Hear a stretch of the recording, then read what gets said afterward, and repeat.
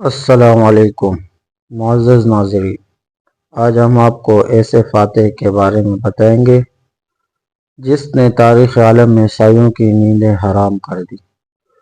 وہ فاتح کون تھا؟ آئیے ہم آپ کو بتاتے ہیں، جس کا پورا نام نور الدین زنگی ابو القاسم محمود ابن عماد الدین زنگی تھا، اور وہ زنگی سلطنت کے بانی اور عماد الدین زنگی کے بیٹے تھے، جس نے تاریخ عالم میں بڑا نام پیدا کیا۔ نور الدین فروری 1158 میں پیدا ہوئے اور 1146 سے 1176 تک 28 سال حکومت کی۔ سلطان نور الدین زنگی نے مسیحیوں سے بیت المقدس واپس لینے کے لیے پہلے ایک مضبوط حکومت قائم کرنے کی کوشش کی، اور اس مقصد کو حاصل کرنے کے لیے گرد و نواح کی چھوٹی چھوٹی مسلمان حکومتوں کو ختم کر کے ان کو اپنی مملکت میں شامل کر لیا۔ شروع میں نور الدین زنگی کا دارالحکومت حلب تھا۔ 549 ہجری میں اس نے دمشق پر قبضہ کر کے اسے دارالحکومت قرار دیا۔ اس نے صلیبی ریاست انطاکیہ پر حملے کر کے کئی قلعوں پر قبضہ کر لیا، اور بعد ازاں ریاست اڈیشہ پر مسلمانوں کا قبضہ ختم کرانے کی عیسائیوں کی کوشش کو بھی ناکام بنا دیا۔ دوسری صلیبی جنگ کے دوران دمشق پر قبضہ کرنے کی کوششوں کو بھی سیف الدین غازی اور معین الدین کی مدد سے ناکام بنا دیا، اور بیت المقدس سے عیسائیوں کو نکالنے کی راہ ہموار کر دی۔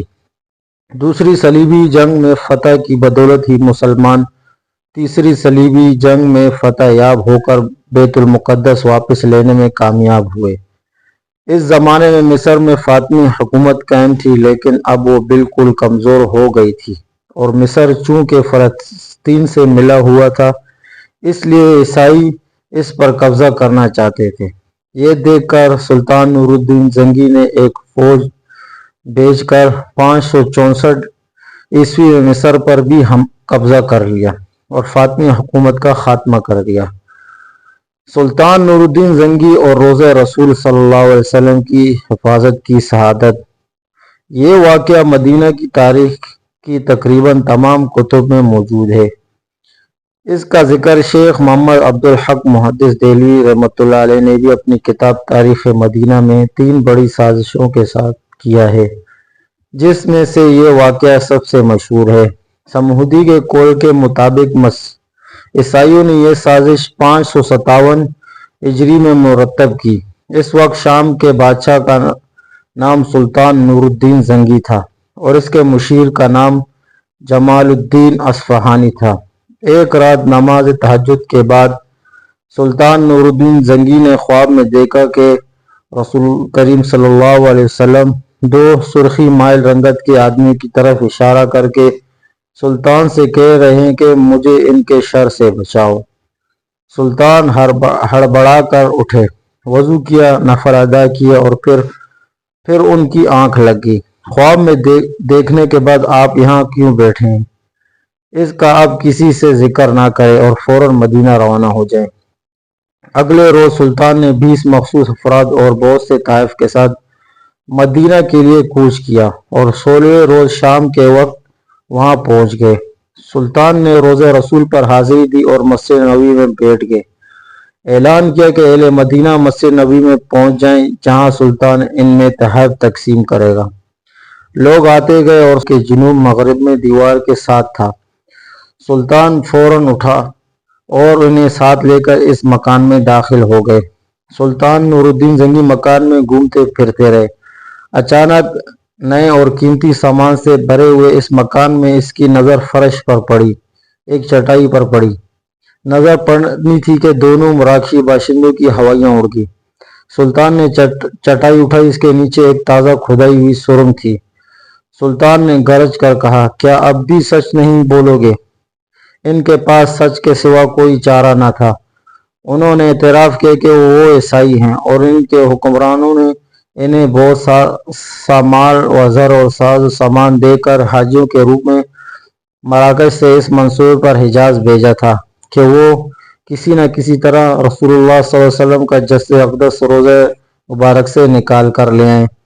اس ناپاک منصوبے کی تکمیل کے لیے انہوں نے حج کا بہانہ کیا اور اس کے بعد روضہ رسول سے نزدیک ترین جو مکان کرائے پر مل سکتا تھا وہ لے کر اپنا مذموم گام شروع کر دیا۔ ہر رات وہ سرنگ کھودتے جس کا رخ روضہ مبارک کی طرف تھا اور ہر صبح کھدائی ہوئی مٹی چمڑے کے تھیلوں میں بھر کر جنت البقیع لے جاتے اور اسے قبروں پر بکھیر دیتے۔ انہوں نے بتایا کہ ان کی ناپاک مہم بالکل آخری مراحل میں تھی کہ ایک رات موسلادھار بارش کے ساتھ ایسی گرج چمک ہوئی جیسے زلزلہ آ گیا ہو، اور اب جب کہ ان کا کام پایہ تکمیل کو پہنچنے والا تھا تو سلطان نور الدین زنگی نہ جانے کیسے مدینہ پہنچ گئے۔ سلطان ان کی گفتگو سنتے جاتے اور روتے جاتے، ساتھ میں فرماتے جاتے، میرا نصیب کہ پوری دنیا میں اسے اس خدمت کے لیے اس غلام کو چنا۔ سلطان نور الدین زنگی نے حکم دیا کہ ان دونوں کو قتل کر دیا جائے اور روضہ رسول زنگی کو حشاشین نے زہر دے دیا، جس سے ان کے گلے میں سوزش پیدا ہو گئی جو کہ ان کی موت کا باعث بنی۔ 15 مئی 1176 صرف کرتے رہے۔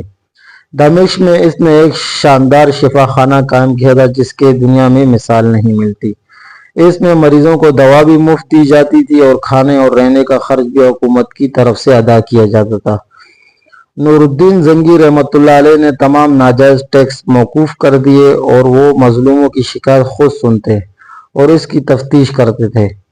نور الدین کے ان خوبیوں اور کارناموں کی وجہ سے اس زمانے کے ایک مورخ ابن اسیر نے لکھا ہے کہ میں نے اسلامی عہد کے حکمرانوں سے لے کر اس وقت تک کے تمام بادشاہوں کی تاریخ کا مطالعہ کیا، لیکن خلفائے راشدین اور عمر بن عبدالعزیز رحمۃ اللہ علیہ کے سوا نور الدین زنگی سے بہتر فرما روا میری نظر سے نہیں گزرا۔ اسی کے ساتھ آج کی ہماری ویڈیو مکمل ہوئی۔ مزید تاریخی ویڈیو دیکھنے کے لیے ہمارے چینل کو سبسکرائب کریں اور کمنٹ ضرور کیا کریں۔